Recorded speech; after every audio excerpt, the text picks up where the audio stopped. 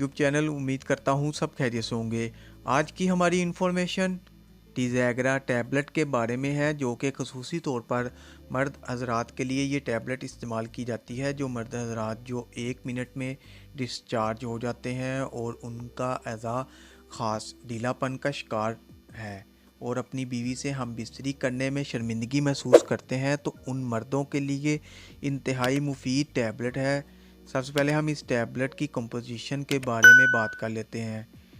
डिपोक्सिटीन इस टैबलेट की कंपोजिशन है और इस टैबलेट को सन 2003 में इंग्लैंड में मुतारफ़ कराया गया था और इस वक्त इस टैबलेट को सारी दुनिया में लाखों लोग इस्तेमाल कर रहे हैं। और ये टैबलेट डिटेल में जाने से पहले नए आने वाले दोस्तों से गुजारिश है कि मेरे चैनल को सब्सक्राइब कर लें और वीडियो को लाइक और शेयर ज़रूर करें। अब चलते हैं वीडियो की डिटेल की तरफ। अब जानते हैं इस टैबलेट के